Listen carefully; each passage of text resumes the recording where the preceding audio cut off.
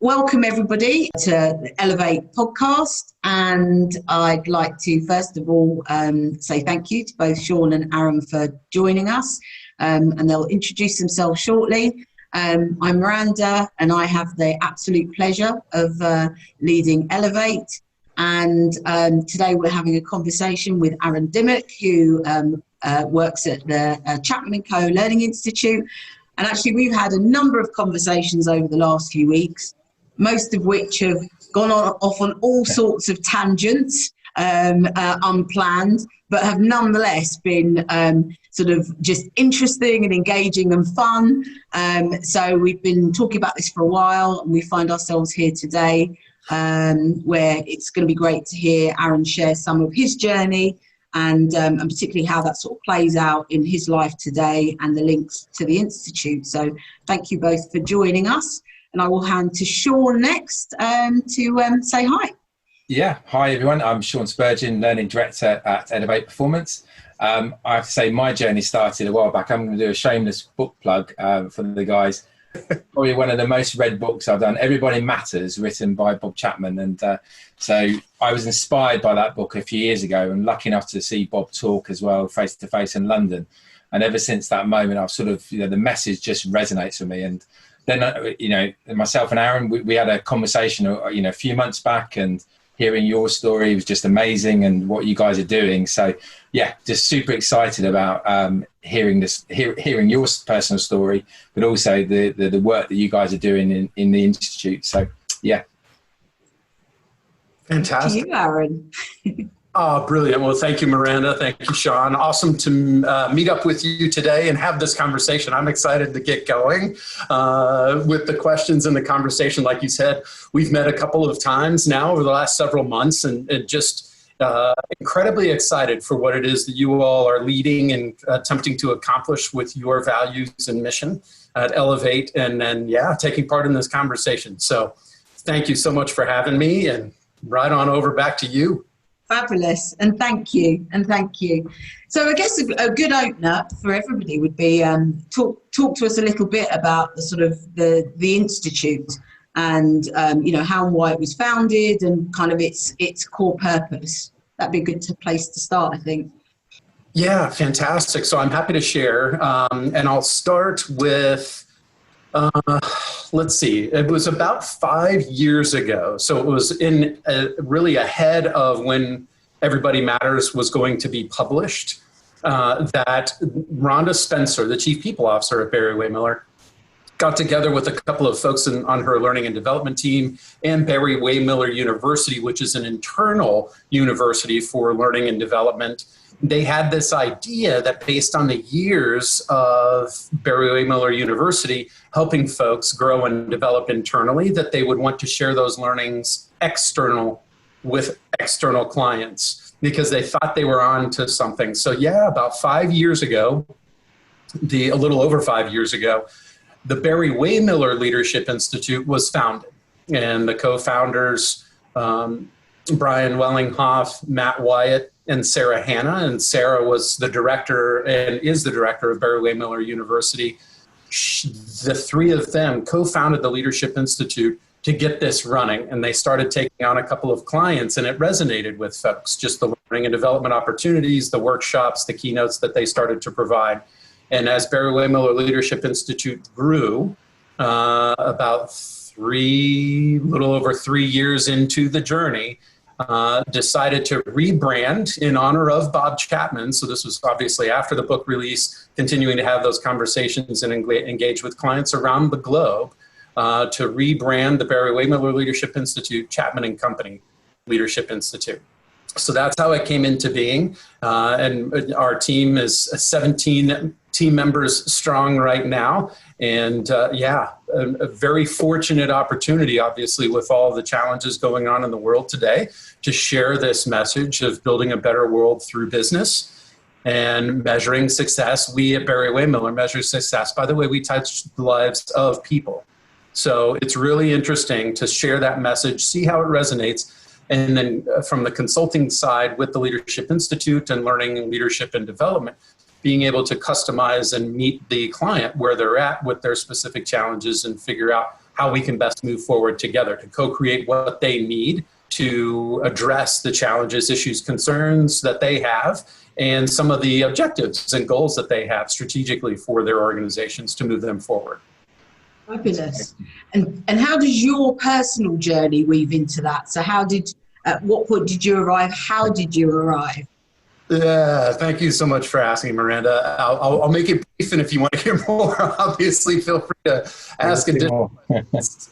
What's that, Sean? We definitely want to hear more. It's a good story. you're a very humble person, so yeah. Well, thank you. Yeah, I'll be brief, and again, if you'd like to ask questions, go for it. But growing up in the United States, I was born in the state of Connecticut, but grew up mostly actually in the Midwest. In Indianapolis, Indiana, and a suburb of Chicago, Illinois. Had the opportunity to attend the United States Naval Academy, which is one of our military service academies. For me, led to a commission in the United States Navy. So I was a naval officer and a Navy pilot for a little over 20 years, and then a little over 4 years ago, retired from the naval service. And it was really, yes, after a career of aviation, I ended up with my last position being at the Pentagon, looking at leadership and character development across all the armed services for the Secretary of Defense directly. So it was an initiative that he had put in place, Secretary Chuck Hagel at the time, and charged his senior advisor for military professionalism to look at how the military at large is doing leadership and development.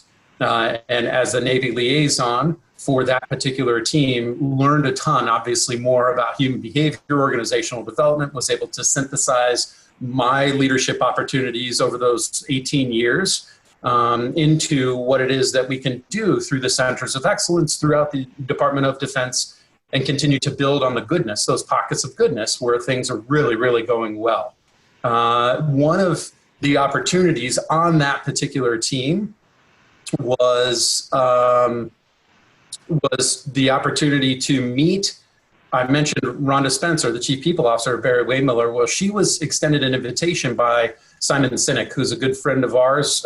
He came by DC. Usually he was in Washington, DC every 6 to 8 weeks and would swing by the Pentagon to come up and high five our team, see what was going on. And over about a 2-year relationship, informally in that office, he had offered up, hey, there are folks that are in the public sector, private sector, nonprofit that are doing things really well in this particular space of leadership and character development. And he said he'd just like to invite them to the Pentagon to meet with our team, 7 members of our team, to just have a conversation about leadership and character development over a couple of days. And so Rhonda was one of the friends of Simon that he had extended the invitation to. And that's where I really had the opportunity to learn more about Barry Waymiller. Again, this was ahead of the book publication. So Rhonda was speaking specifically to the people-centric culture and truly human leadership, things that they talk about explicitly in the book. And she was just sharing, each person that came for that particular visit had a couple hours to share what it is that this looks like, this type of leadership looks like in their organizations. And what she had offered up in those couple hours just really resonated with me personally. And I knew that I was getting ready to retire in about 1.5 years out of that Pentagon position, and just asked her if she would mind if we kept in touch. And she said, absolutely. And it wasn't just keeping in touch. We had the opportunity a couple of times to have, Barry Waymiller has a paper systems company that's right in Baltimore, Maryland, which is about a 50-minute drive from the Pentagon. So we had the opportunity. They were very gracious and hosted several admirals, generals, secretaries, undersecretaries from the Pentagon to go take a look at what this truly human leadership and people-centric culture stuff looked like. And then from there, the book was released. And then about 1 year later, I did reach back out to Rhonda. She said, great, this sounds awesome. Let me put you in touch. As Barry Waymiller at the time, Barry Waymiller Leadership Institute was getting up and running. She put me in touch with Matt Wyatt. Well, again, I mentioned him before, one of the co-founders. And then we had a conversation off and on for about 1 year, actually. Yeah. As an independent consultant. until they got got the Leadership Institute to a position where they thought they could expand the team now based on the client demand. So it was the opportunity to come to St. Louis and gave a presentation, got to meet members of the team, and at the end of the afternoon, they made an offer that I couldn't refuse. It was awesome to join the Leadership Institute at that point. Fabulous. Oh my goodness. And if you now look back, how do you see that your time in the Navy sort of informs or influences your approach, your personal view and your approach around leadership? Yeah, fantastic. Thanks again, Miranda. Really for me, having the opportunity to be on so many different teams, be a member of so many different teams in different roles on those teams was just tremendous. And when I first got through flight school, became a winged naval aviator and went through some final training before actually going operational. My first flight operationally was when things weren't going so well in Bosnia and Kosovo. And so the opportunity, right, as a fresh new naval aviator, operating immediately, being in a position to serve folks that were going through some very difficult times in those areas, those regions, and seeing what that looked like. And then a couple of years later, I had the privilege actually to fly over New York City Ground Zero on September 11th, 2001, and off the Atlantic coast to provide imagery, surveillance, and communications to support getting the U.S., at least on the Atlantic coast, through that evening and into the next day, all the way to the operations around the globe, obviously concentrated in the Middle East there for a while, but also Central and South America and over in the Far East, just operations to support what we hope is good things going on, and people being able to, decrease the likelihood that they're going to have some nasty, counterproductive, bad human behavior stuff going on, and taking part in that, and also learning about the cultures that we were in and helping support about different people literally around the globe. It was just tremendous. I mean, you talk about a laboratory for leadership and learning. To get out of the United States and spend a significant amount of time of the past 20 years, plus being able to learn more about folks and see the goodness that is out there, and then encouraged by that, what's going on, even though we don't hear about it as much. So maybe start to change. But yeah, just fascinating, whether it was tactically and operationally, employing the aircraft and weapons in service of being able, as I mentioned before, to try to help the people that needed help. And then the inner dynamics, the human behavioral dynamics on all of those different teams, because rest assured, I was not on great teams all 20 years, right? There were some not so great teams in that mix, but I also had some teams that were absolutely brilliant. And there were a couple of main reasons why, not the least of which was that human interaction component. How is it we got along with each other, interacted with each other to be able to accomplish whatever mission, whatever goal we were asked to accomplish. So all of that saying, I feel fortunate for the fact that whether it was sports in grade school and high school and college, and then getting into a military career, being able to learn over those last 3 decades of what human interaction looks like and what effective teams and ineffective teams look like, and now being able to put that into practice with Barry Waymiller and the Chapman and Co. Leadership Institute within a framework of truly human leadership, people-centric culture. And for the Leadership Institute itself, our mission is to illuminate potential and ignite human connection so people have the opportunity to thrive. And so I felt that was exactly where I needed to be to put all of this life experience and learning and practicality, not theory, not just theory, but theory with practice, and being able to share with all the clients that we've had the opportunity to interact with. So I've talked probably way too much for that. No, not at all. I've got a question for you, actually. I find it fascinating. It's a great story. And I think if you you linked back to Simon Sinek and about having a why and a purpose that he talks about. And I just admire so much you guys that, you know, in the Institute, that you've got this clear purpose and clarity around what you're trying to achieve. And it's, you know, bigger than the organization. It's, you know, trying to change lives and change business, to change the world, which is just amazing. And I just get sort of excited about that. And I think I'd love to hear a bit more about the sort of truly human leadership piece, because there's so much that I've been inspired by and actually stolen and shared in terms of people we talk to. So things like you guys talk about accountable freedom or accountable responsible freedom in terms of giving people permission to do the right things in the moment and make decisions for themselves. You guys talk a lot about listening and truly listening to people. All these concepts just, you know, so, you know, refreshing and great when you talk, when you hear so many bad stories in the world about leadership and about ineffective teams and etc. So I'd love to hear a bit more about the human leadership side of stuff. Yeah. Absolutely, absolutely. So specifically for the truly human leadership proposition, thanks, Sean, is people, purpose, and performance. And it's really, how is it that listening, so I'll start there. The listening component is significant because listening is a way that we can actualize caring for another person.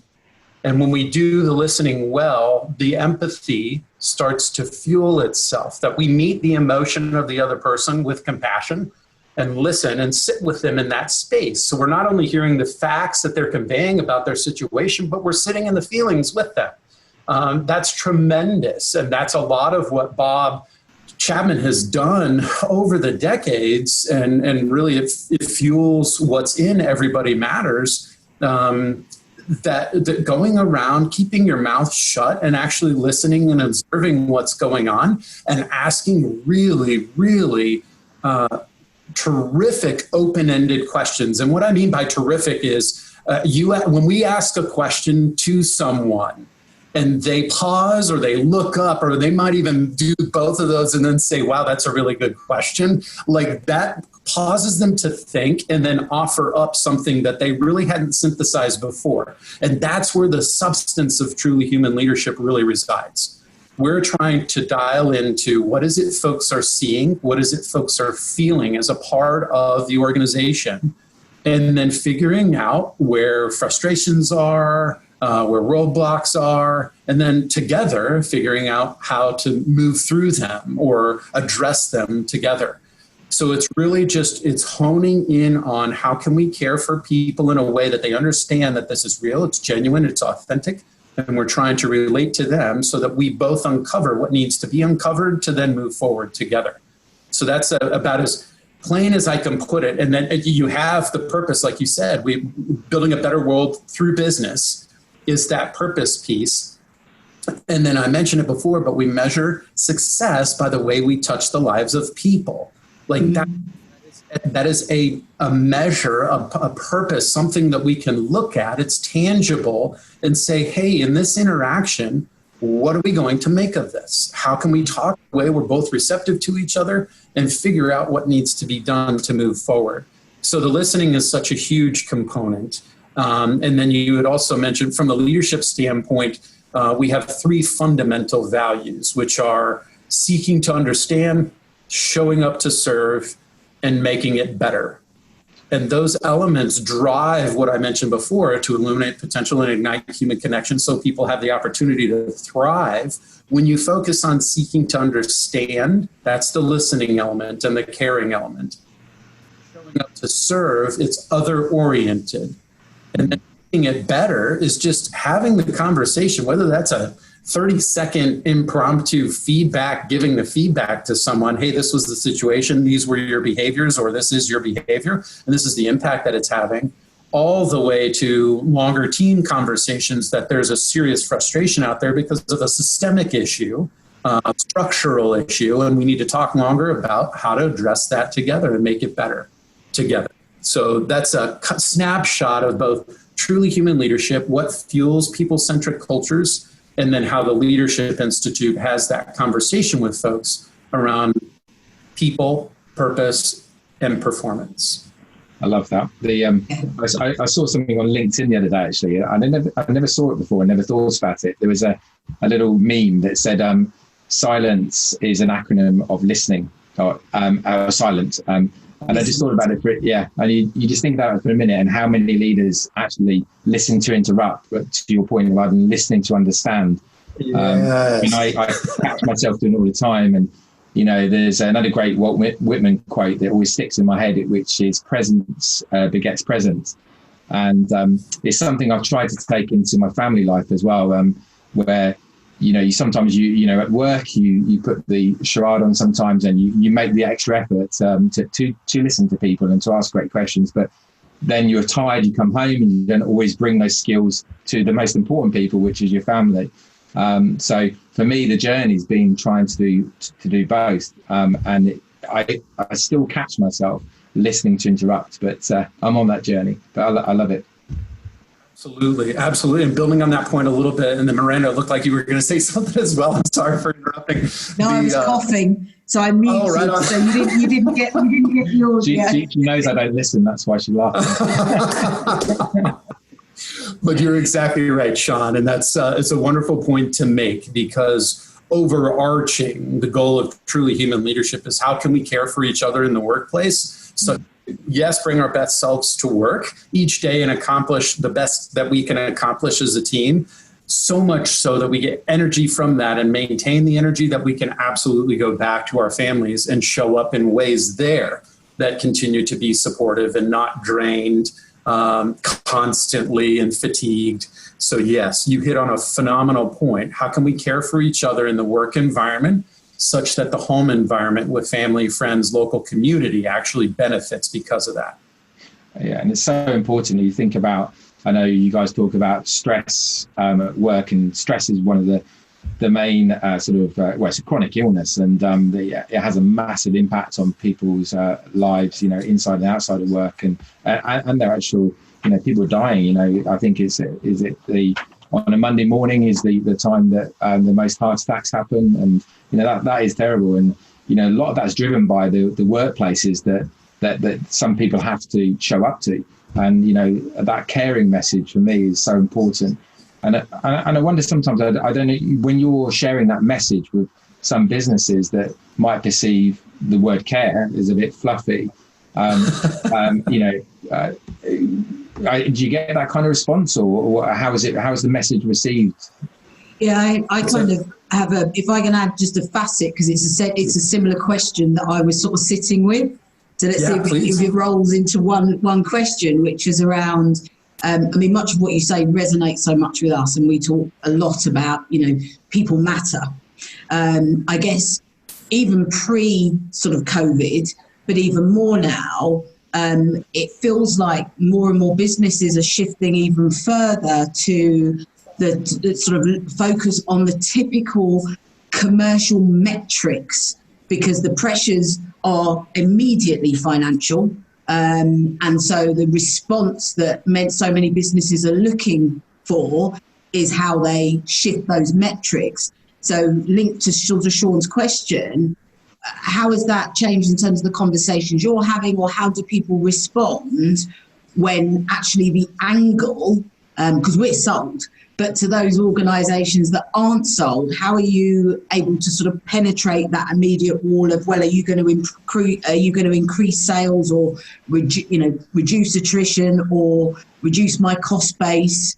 How do you navigate that?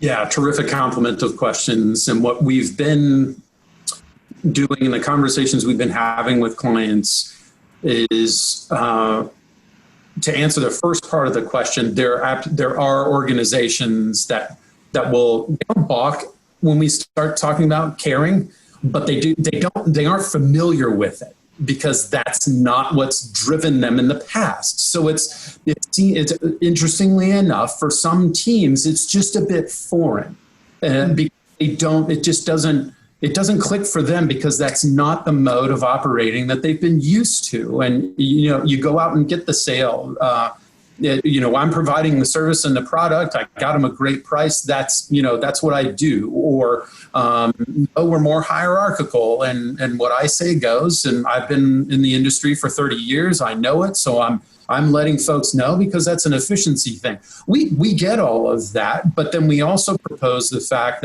that when there are challenges when you overextend those types of control mechanisms and those ways of behaving that limit or decrease an individual's decision to give you their best effort and put forth their best effort. So with several clients, we've entered into conversations and consulting around caring communications. How is it that you can speak with your team members, with your employees, what is going on, and enter a conversation that includes them, keeps them informed, and then figures out a way systemically or structurally to help make decisions together moving forward.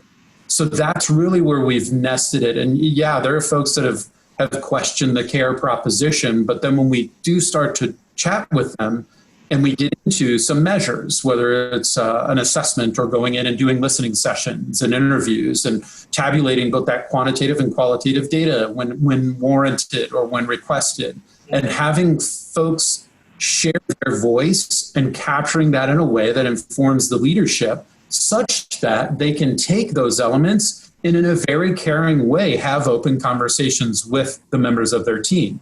Even through these trying times, like one of our clients, their purpose is to care for people on life's journey. And we helped them in that purpose discovery a little over a year and a half ago.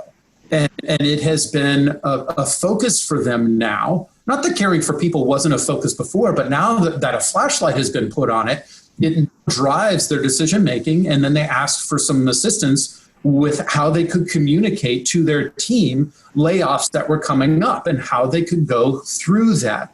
So the opportunity for that executive leadership team was to share up front, because of the decrease in demand for our product, we will not be able to keep the number of team members that we currently have.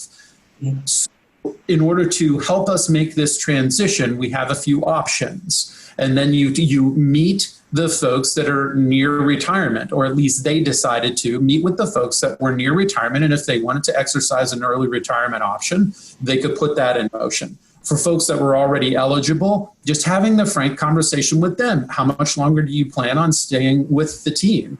And if you would like to stay, we'll make those arrangements because you bring so much to the team. If you're looking at retiring, let us know how we can help you with that conversation, and then we'll provide someone else an opportunity, perhaps down the road, to fill your position. All the way to the ones at the local levels for, again, how is this, and timeline-wise, how can we help folks transition with the time that we're looking at and set them up as best we can for whatever the follow-on opportunity is for them. So it's not overcomplicated, but all of those acts individually, meeting the emotion with compassion, meeting folks where they're at, and first and foremost, entering into a conversation that you can listen to, and it's not something done to people, that is significant because you allowed their voice to be shared, and just that act allows folks to feel cared for, to feel they belong, even if they know the outcome is, I'm not going to be on this team much longer. They care for me because they told me what's coming, and now I have an opportunity to make and influence some decisions and get ready to make that transition. It's spot on, and we touched on this on one of our conversations previously. And it's huge because actually it almost becomes less about the outcome, because you can have all of those conversations, there not be anybody who wants to retire now, or even looking at that, then you may explore all the other options and they not be appropriate or applicable for one reason or another. And at which time the organisation may have to take some very tough decisions. It just resonates so much because for us, our argument has always been, but if you have to make the tough decisions, but you're then having that conversation with a group of people that then say, but at least we knew what was going on. We had an opportunity to contribute. we felt like there could be a way that we could influence. And we now find ourselves here, but clear that as an organisation, they genuinely have explored all the options. Whereas typically what happens is organisations come and say, yeah, we've looked at everything else and it's not going to work. And so we're now going to go through a process of deciding how this shapes up. And so, it's amazing. I love that piece that says it actually isn't about the outcome. And so the outcome can be might be crappy. But it's just the fact that people will be much more accepting, and people may leave your organisation but are more likely to leave, still be advocates of your organisation, because they say, actually, yes, they deal with the really crappy stuff really well. And leave and still talk very positively about you as an organisation, even if you've had to lay them off or make them redundant, as we would say in the UK. So yeah, I love that. We don't see enough of that. Yeah, I agree, Miranda. You've made the points really well, and I think sometimes caring can be misunderstood for not, shying away from sort of tough conversations as well. And I think something resonated with me from the book and talking to you, Aaron, is about, if you care about your family, and sometimes you have to be tough on your family because you love them. And, people see that, and sometimes you have to deliver tough messages like Miranda's describing there. And people, they'll see your intent. If your intent's good and that you genuinely care about them, they understand. They may not like the outcome, as you say, Miranda, but, you care about them through the process. And that, there has to be a level of authenticity there for me, but also there has to be something in the emotional bank account from before. You can't just switch on care, for one moment. It has to be a thing that builds over time, that you demonstrate that care and that love for I use that word, and people don't, love your people, you're in service. Yeah. But yeah, so I'm rambling on, but. Yeah, that's a terrific point to make. Absolutely. Care, you can be harsh and direct to get people's attention and absolutely still be caring. One example that I use is our youngest son, Peyton. When we're playing ball out in the front yard, say throwing a baseball out in the front yard, and I miss one of his throws and the ball goes out into the road, and he gets ready to take off for the ball, and I see a car coming, I'm not going to be in a quiet voice saying, hey, Peyton, wait. I'm going to be yelling at my lungs and telling him exactly to stay in the yard because there's a car coming, in a pretty stern voice to get his attention and save him from injury and potentially his life, right? Yeah. Because I see something he doesn't, and then I'm communicating in a way that he's going to be able to react to and be receptive to. That is a sign of caring. So yes, you're exactly right. And I think it's about when it's balanced. So I think if you build relationships, and what they see is that at the same time you will be tough on them. So I definitely, feel like you can have those really straight conversations where you're clear that you expect more from someone because they're capable of more. And so actually it's not you've given 100%, but it wasn't quite enough. What you're saying is you didn't give 100%, and that's the problem.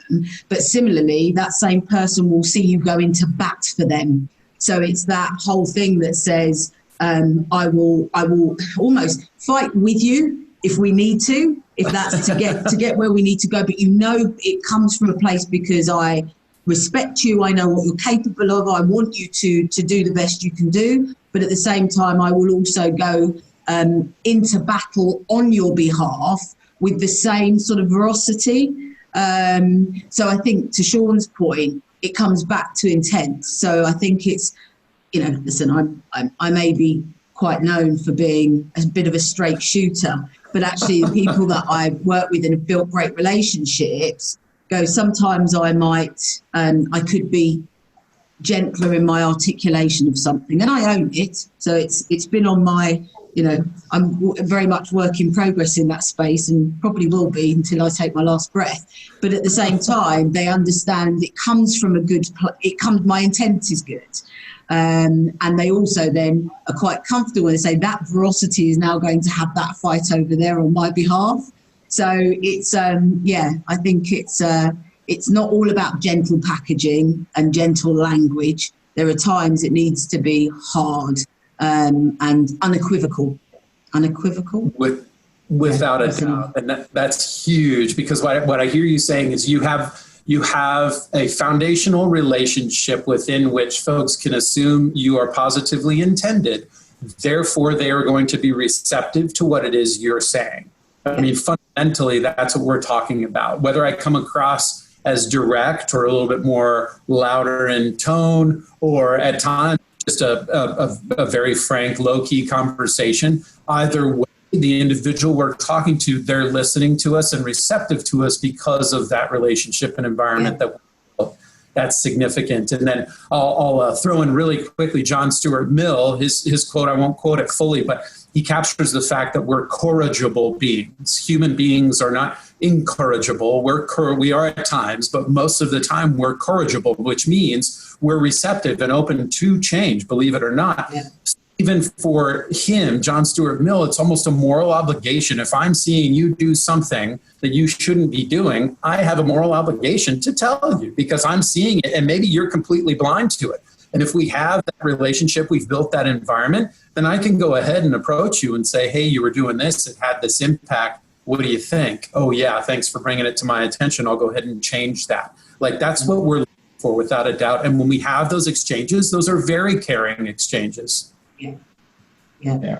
You mentioned earlier about, because the compassion comes into that, and the intent and the transparency of how you have that dialogue. And I think sometimes, leaders will either be willfully blind to situations, or that they sort of let things fester or put off conversations that need to be had. And that, over the long term, for me, has a sort of a greater impact on the culture, and that sort of bleeds out. And then you get the backbiting, then you get the politics, then you get the corridor conversations happening, trust diminishes, psychological safety goes, sense of belonging. So it has a knock on it. These little things have a massive impact on the overall culture.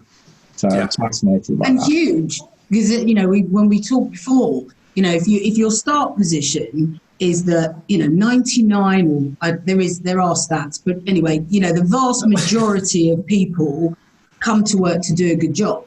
So where they don't, with most, if you, create the time and space to have the right conversation, you have a high chance of getting them back on track or getting them to the place you need them to be.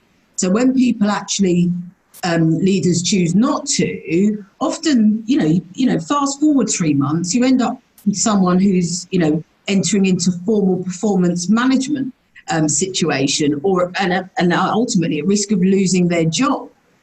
Because somebody let something, somebody delivered something that wasn't to the standard it should have been. It wasn't raised with them. So understandably, they said, oh, well, that must have been okay then. No news is good news. So they continue to make the same mistakes or do things in a way which isn't meeting the requirement unknowingly. So that's the challenge, isn't it? And people finding a way to kind of almost sort of nip things in the bud, because there aren't that many people walking around that, if they're really clear that that's not what you asked for or not the way that you would you want to see it approached, would just blindly continue anyway. So it's we see a lot of that. I think it's fair to say. And I suppose the flip side of that, because we were talking about sort of I suppose the tougher conversations about caring, and there's also for me there's a massive deficit of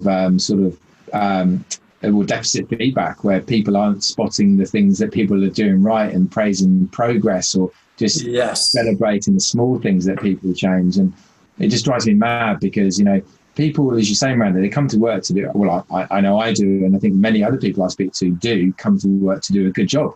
And how good does it feel when someone turns around to you and says, thank you, you've done a great job, and specifically, not just a walk past, pat in the back, and you've done a great job. And right. I've sat there all day and I've done nothing. Thanks for that, but actually, thank you, Sean. You've done an amazing job there on X, Y, or Z.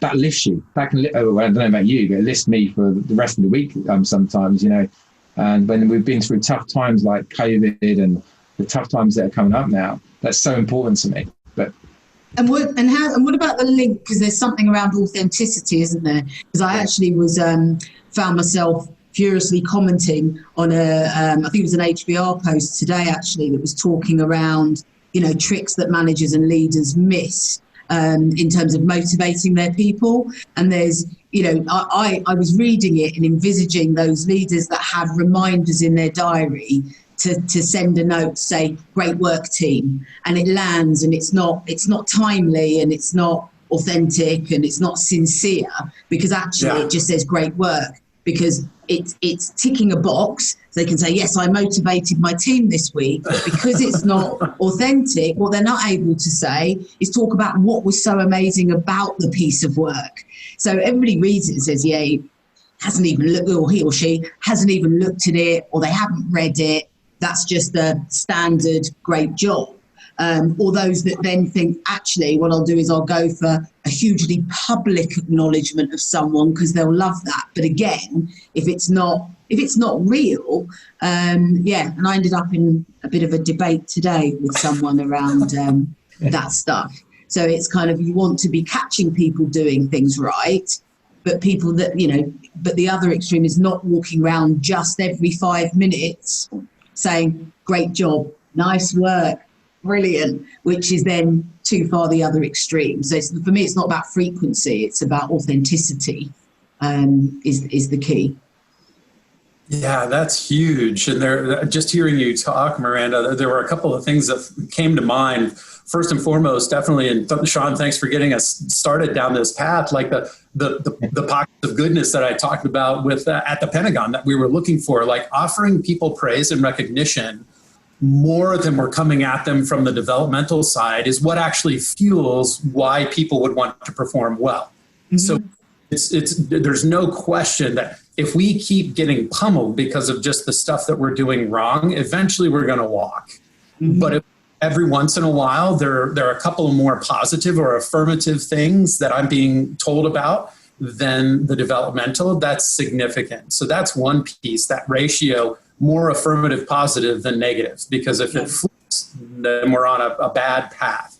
The other is, I love what you said, Miranda, and it's we remember those elements of praise when they are genuine, proportional, and timely. Like as soon as I see it, if I can tell you, that's fantastic. And if they know something about me, again, from the relationship piece, I know something about you, it's genuine. And then the proportionality is you don't get $1 million for doing what's in your job description per se, right? You can absolutely get a thank you, like a handwritten note for a few sentences that says, hey, you really made me feel this way because you did this and it impacted myself, the team. And that's the message. If you can capture your feelings about what it is they did, their behavior and the impact that they had, that's huge. And that's when you look back at your thank you notes and some of the notes that mean something to you, they have those elements in it. Someone was able to very clearly communicate how they felt because of something you did and the impact it had. So those elements are huge drivers of an environment, a culture, a people-centric culture that now we're starting to head somewhere on the performance scale very positively. Yeah, it's interesting. I was trying not to find my mind going down the line. I've been training a puppy, and it's really interesting. Anything you read about puppy training says you ignore the stuff that isn't the way it should be. So if they make a mistake, actually, largely, the recommend you ignore it. But what you do is every time you catch them doing something right, you reward it. So it was interesting you were saying that. I was like, I've been doing that a lot with this puppy, but it does seem to be working. So yeah. It works for puppies, works for humans, doesn't it? I mean, even I think I did this a few years ago, and I was working in a bit of more of a toxic culture, but I thought where the feedback was less, it was more deficit focused than sort of praise. And I used to keep a smile file where I did get praise, and I'd pop the email or pop the stuff into my folder, and I look back on those days where I felt, oh my God, I must be doing something right, and and look for those things, but. You that can't be sustained in a culture. People They want to know. And I love what you said as well about just thanking them. It's so simple with the authenticity, and it can mean so much to someone. And just, really important to me. Sorry, Amanda, I interrupted you. No, not at all. And I think you're right, because it's also people can sort of regularly catch you doing things right. Are they catching you doing the right things right? Because if I know that I've done something that for me was a bit of a stretch but not massive, and you've kind of said, oh, that was amazing.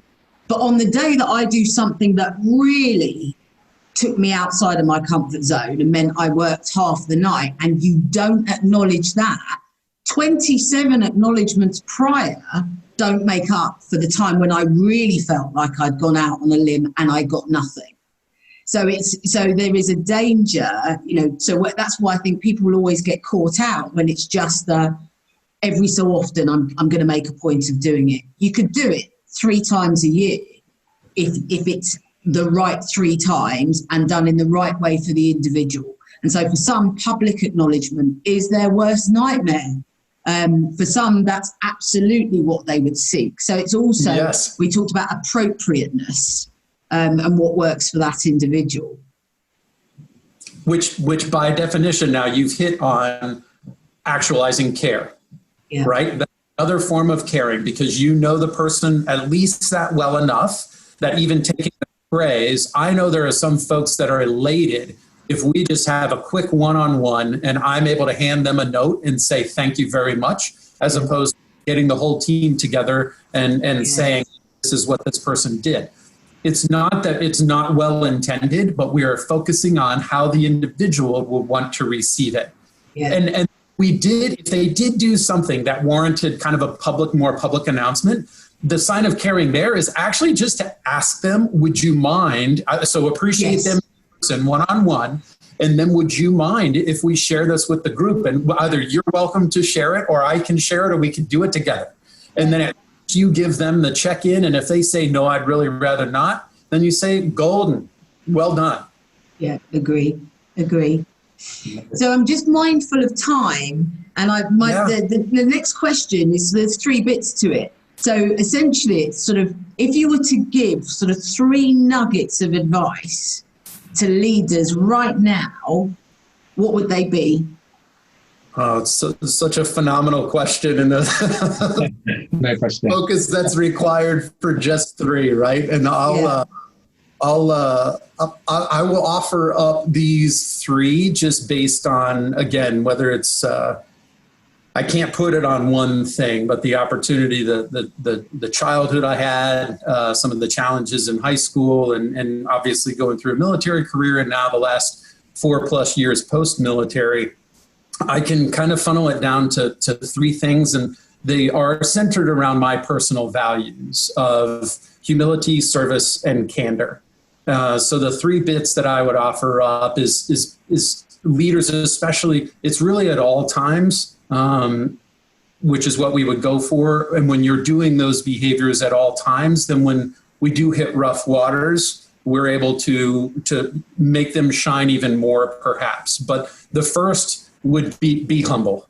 And the simplicity there with that, you can take all 3 of these in all kinds of different directions. But for me, being humble is the focus on the fact that it's about us. Mm-hmm.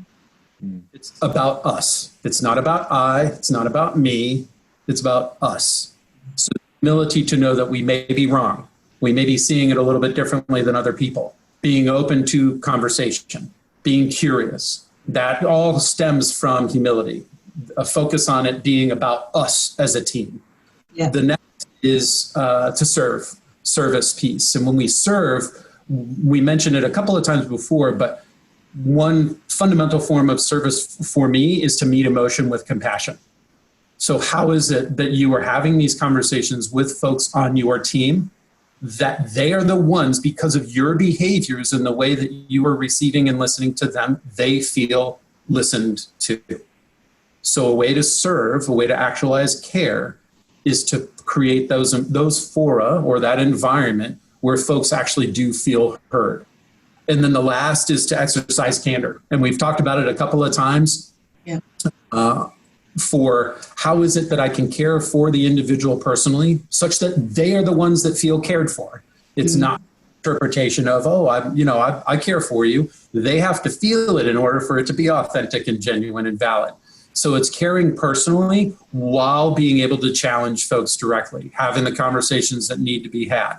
And those could be 30-second or 2-minute conversations where you're exercising candor on a regular basis, which fundamentally is I'm offering up my perspective to the two of you, such that you feel compelled to offer up your perspective as well. We get it all out there, and now we're able to have a more productive conversation because of that. So be humble, serve, and exercise candor are really the three bits that I would offer up.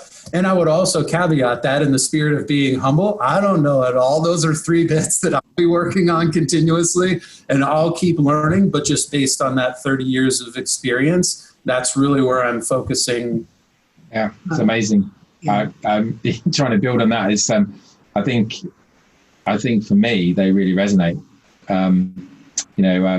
Maybe the sort of the Catholic Irish upbringing in the background for me was the service piece, especially, and humility and the candor. But in service, even when I was sort of young, an 18-year-old serving sort of in a shop, or when I was starting through university.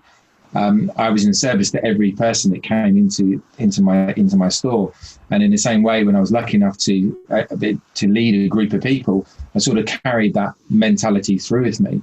And sometimes that's not subservient. That's I'm in service to you.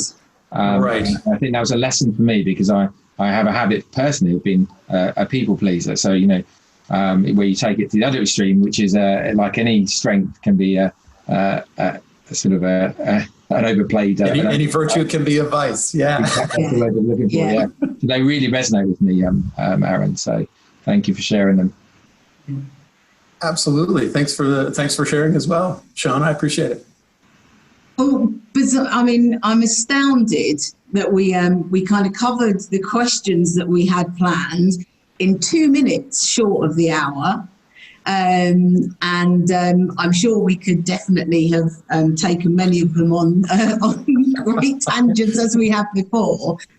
Sure. But it's been amazing. Is there anything like you would like to share, sort of, in sort of closing, Aaron? Just anything, really.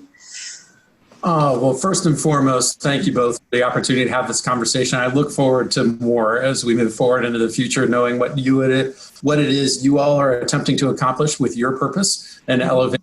And then also know, for me, just humbled by the opportunity to have the conversation, right? And talking about things that I think everyone kind of understands. I think we can make a baseline assumption that around the globe, folks, they kind of get it. But the challenge is when you're trying to actually do it. And so having these conversations and then going into the arena, into the environments that we find ourselves in, fighting for life, fighting for and trying to get an appreciation for, yes, the challenges, but how is it that we can come together as a team to continue to provide a service and product so that our team stays in existence and the local society at large, we're able to continue to press through this and become a little better because of it. And that's the truly human leadership proposition. How are we coming together to address some very serious challenges? Because whether it's the current circumstances or whatever awaits us in the future, there will always be something that we have to address as a team, continue to evolve and get better as we're doing it. So no, I really appreciate the opportunity to chat with you on behalf of the Chapman and Company Leadership Institute, Perry Waymiller, as well. Thank you for the conversation. As I mentioned, so grateful for it and look forward to keeping in touch with you and having some more conversations. Definitely. Like, I already can't wait for the next one. So thank you so much. And thank you, Sean. Is there anything you'd like to say, Sean? No, absolutely. Reiterate what you've said, Miranda. Thank you for your time, Aaron. It's much appreciated. Yes, absolutely. Thank you both for yours, without a doubt.